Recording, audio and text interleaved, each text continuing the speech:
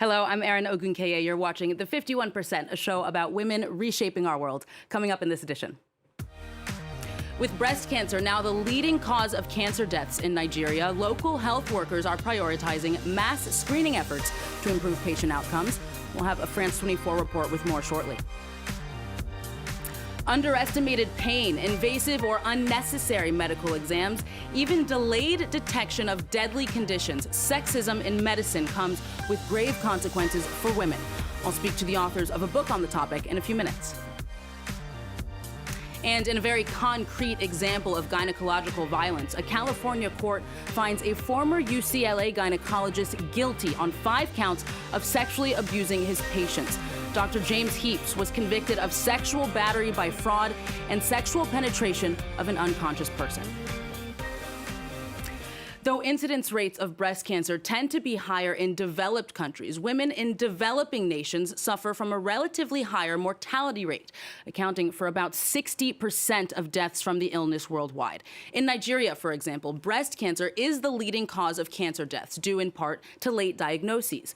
Well, that's led health workers there to focus more on screening efforts, as you'll see in this France 24 report from Chinwe Osondu. Every second is a real emergency for Dr. Femi Olayele. Between screening, treatment and follow-up, his days are very busy. 80,000 women have registered in his center, which specializes in the fight against breast cancer. This health project manager is rarely in his office because he conducts the 30 weekly interventions scheduled on his agenda. If I cannot attempt to remove that nodule at that size, that will keep growing. God forbid it's cancerous. If it's cancerous, that's bad news for the woman. And it's very, very upsetting that a lot of women I could have helped with my procedures and what I do here don't get the help they need. In this Lagos car park, Chioma occupies a space of barely 2 square meters. Cured of breast cancer, she sells second-hand clothes here. She was diagnosed with tumors last year. Although she was insolvent, this mother of 3 was able to pay 3,500 euros for her treatment, thanks to a donation campaign via WhatsApp. It wasn't easy. Even to have daily meal was so difficult because of the treatment I'm undergoing. I spent a lot of money, but thank God today. Dr. Femi's foundation was the strongest link in saving Chioma. Nearly 80% of women with breast cancer die in Nigeria.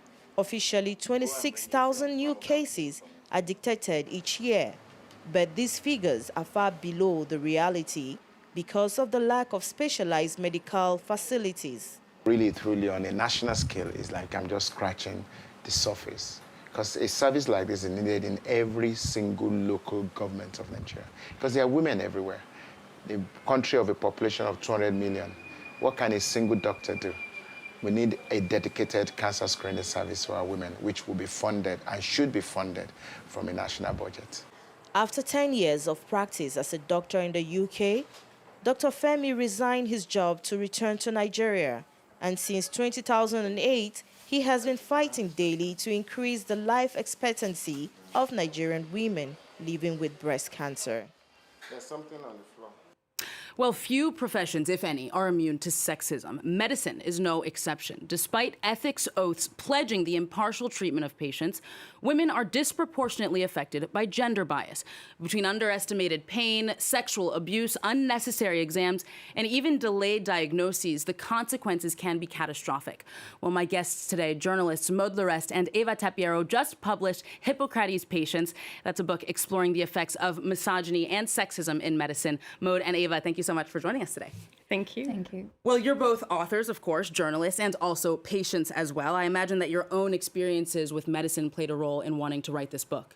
Yeah, basically I started taking birth control when I was 17, and I quickly realized that this burden, this heavy burden, was for women, and women only, though it affects our health deeply. I also realized that there was no such thing for men, so I started asking myself questions about gender equality and the right to health, I guess. Yeah, and for me, I mean, you know, the first time I went to the gynecologist, I was probably I was a teenager. I was like 15, 16. And I remember it was so weird because I didn't know why I was going. Probably I was sent there because as a teenager, I would have had sex, you know, like in the near future. And so I was sent there, and then you are a teenager, naked, in front of a doctor you've never seen. And you go through exam, like a clinic exam, pelvic exam included, without consent, without asking you for your consent. And, you know, actually that's where and when I started to hate going to the gynecologist. For so long after that, I didn't go. I mean, I went every year, and then I stopped completely because it really traumatized me completely, but I didn't really know why. And after quite a long time, I realized it's because no one ever asked me my consent. And that was really a shock and a trauma. And I think I started questioning sexism in medicine then. Certainly an experience all women really can relate to. So let's get into the depths of things. Ava, how do you define misogynist violence specifically in the context of medicine? What does it look like? Well, basically, it's a wide range of things, right? Because it can go from not listening to your patient, basically not undergoing like a real patient history, interviewing your patient, etc., to the failure of asking consent, obviously, and also to the not real, but the actual physical violence, such as, for example, the husband stitches. So husband stitches is when you give birth, for when you want to repair the episiotomy or the natural tearing, there's extra stitches that are given to women in order to increase the male pleasure. So it's quite crazy because it's a moment where the woman is exhausted. A woman is sometimes even suffering, but all the health workers are thinking around her at the moment is to increase the male pleasure. So your book looks at several modern day case studies. Maud, which ones do you find most telling, that best illustrate the problem that you guys have researched? I think we did find that the heart attacks case was the most striking because to me it is a very perfect example of how men and women are not equal, you know, because when a woman suffers from a heart attack, the symptoms that she has are not the same that the symptoms a man has. So when she goes to the hospital, it's more difficult for the medical staff to understand what she's suffering from. A study showed that in average, women are taken care of 30 minutes later than men, but these 30 minutes are crucial because they can be the difference between life and death. Are patient outcomes any different at all when the doctor is a woman? I would say no, because, you know, women do tend to internalize sexist behaviors. They are part of a system that is sexist and that has been for years, for centuries. So if they want to fit in with their male colleagues, they have to use the same methods. Also, they follow the same training courses with the same gaps regarding women's health. I would also say that a lot of women doctors tend to be, you know, quite tough with their female patients because they are like, you know, I'm a woman too, I got through it, so you can too, just stop whining, stop complaining. Also, I mean, that being said, it's true that a lot of women today prefer to have a female doctor, especially when it comes to gynecology or psychiatry.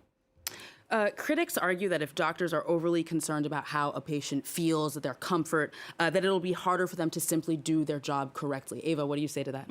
Well, I'll ask them one question, you know, what it is to do properly your job as a doctor, you know? Is it listening to people? Is it listening to actually women who are telling their story, who are saying that they are suffering? Is it that? Is it treating them with respect, with consent, with their consent? Or it is to imagine they are a case study from a book and not, you know, trying to go through everything with them. So I think that's very important. That said, it's true that I'm not denying that doctors have also their issues, right? They lack money, they lack means, they lack time in order to do properly their jobs. But this cannot be an excuse, right, to mistreat their patients.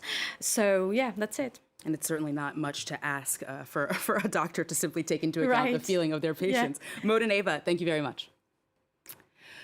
Well, keeping with the theme of sexist violence in medicine, a former gynecologist at the University of California in Los Angeles has been convicted on 3 counts of sexual battery by fraud and 2 counts of sexual penetration of an unconscious person. His hundreds of victims had to wait nearly a decade for their claims to be heard. For more, I spoke to Rory Gerberg, the founder of a consulting and training firm specialized in sexual harassment prevention. She told me about the risk factors that make sexual harassment more likely in the context of gynecological exams. Firstly, there's an enormous power disparity where there's huge information asymmetry between a doctor and a patient who may not know what level of physical touching is actually appropriate to conduct this exam of a sensitive area like a genital exam. Secondly, a doctor may perceive themselves as a high-value employee who is exempt from the consequences of their misconduct. And lastly, these are contexts that are occurring in physically isolated locations where there are no witnesses and harassers have easy access to their targets. Well, it took nearly a decade for those cases to make it to court. Ava, why is it so hard for women denouncing sexual violence, specifically in the cases of gynecological exams, to be listened to?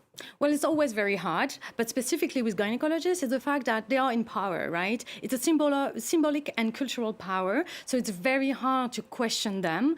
And then they have the power of knowledge as well. You know, when you go to a gynecologist, you don't know what's going to happen exactly, right? So it's really hard to be like, a lot of women are saying that they feel wrong, they feel off, but they don't really know why, they're not sure, so it's hard. And also when they speak up, what they're being told is, well, come on, you're going to the gynecologist, right? I mean, you know what to expect.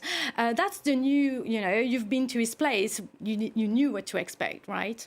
Certainly the same mechanisms. Eva Tapiero and Maud Larest, thank you very much for coming on the show. As a reminder, their book, Les Patients d'Hippocrates, Hippocrates Patients, is out in French.